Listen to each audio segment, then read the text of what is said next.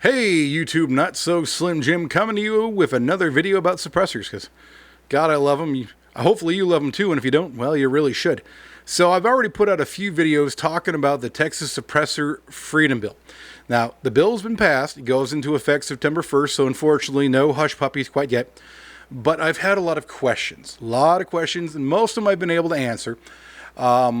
Most of them pretty easily in the comment sections too, but there's one that keep getting asked over and over and over again. Now, we already talked about the Kansas Freedom Bill versus the Texas one, and there's a lot involved in that that's still ongoing. So I want to talk about the manufacturing of suppressors by individuals and the availability of buying parts, because unfortunately, as usual, the majority of Texas legislation is a bunch of lawyers, and they do not make anything easy to actually read, nor do they understand a lot about the manufacturing of suppressors or firearms in general. So we're going to look at the law from the federal standpoint, because you have to kind of understand how the federal law works for the manufacturing of a suppressor legally to better understand the state law. So first, when it comes to federal law, let's look at the manufacturing. If you want to make your own suppressor, you have to submit a Form 1, $200 tax stamp, background, all the usual stupid giggity-goo stuff you have to do to the alphabet boys to be able to get permission to make one, which is stupid for an accessory, but hey, whatever, that's a whole different video. And then after 2 to 6 months of sitting on your thumb and spinning around waiting for it, you get your little approval back and your little tax stamp, and they give you a number. This number has to be engraved on the side of the main body of the suppressor, certain height, certain font, certain depth, usual stuff we got to go through. Once again, whole different video on that one. But once you do, you can manufacture a suppressor. Now, that doesn't mean I have to have a lathe and a vertical mill and a whole bunch of experience, or in most of our cases, watching YouTube videos and figure out how to do it on our own. I can buy what are kind of known as 80% suppressor kits, solvent traps, fuel filters, things of that nature, which in themselves aren't necessarily illegal. There have been some people who have been prosecuted for something that's readily available to make into one, but that's why you got to be careful with how converted it is. When you get ones that the monocore is already drilled all the way out, and all you have to do is drill one hole, that's where they get you. Mostly the ones coming from China. That's why the ones we get here in America, you have to put a little bit more work into, but they come with some really cool jigs and instructions and how to do stuff, and they make it where you have to do a bit more work, but you're not necessarily going to go to prison for holding on to a solvent trap or something of that nature that requires a whole bunch of assembly to make it into a suppressor if you decide to do so later on.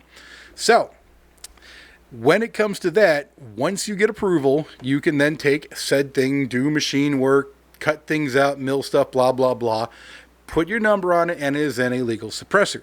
Now, it is illegal to sell suppressor parts.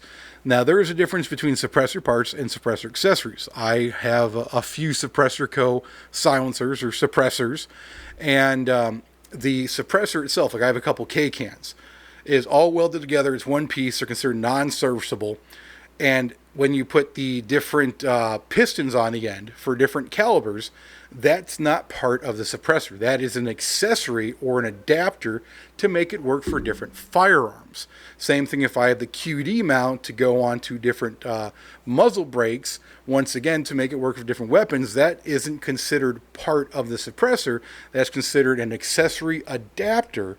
So I can buy those legally from Suppressor Co. or, the suppressor shop in Austin or the Armory or wherever I want to. And it's not illegal because it's not an integral part of making a suppressor work. Now, if you want to buy pre-made baffles or pre-made monocores or something of that nature, those cannot be sold legally on a federal level because they're part. Like I had a little 22 titanium suppressor, got a baffle strike on. I sent it up to them for warranty work, and the company was great. They fixed it, no problem, sent it back to me, it didn't cost me a thing. But I asked them, hey, can I keep the monocore because it's damaged? And they said no, even though it's damaged and unusable, it's still considered a part. And if they send it back to me, it's a federal crime. And both them and myself could go to prison for it. So that's how dumb it is, but whatever. But as long as the part's not completed, it's not considered considered a part of the suppressor. So here in Texas, of course, they didn't make it easy to understand, so they put a bunch of different definitions for stuff. One people kind of get confused on is they talk about the fact that you have to have suppressor parts that are manufactured here in Texas.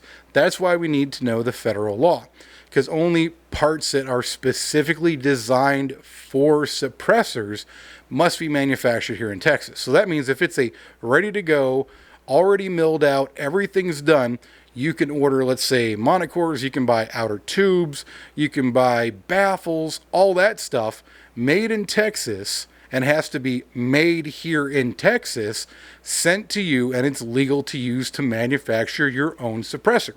Now they have the part where it calls generic parts, items that are manufactured for consumer product applications, other than including firearm suppressors. So they're talking about if you were to put a suppressor together, and let's say you have to have a roll pin, a screw, or something, you're for some reason screwing your baffles in or holding your monocore in place. I don't judge, whatever. If you can't weld, that's cool, your thing.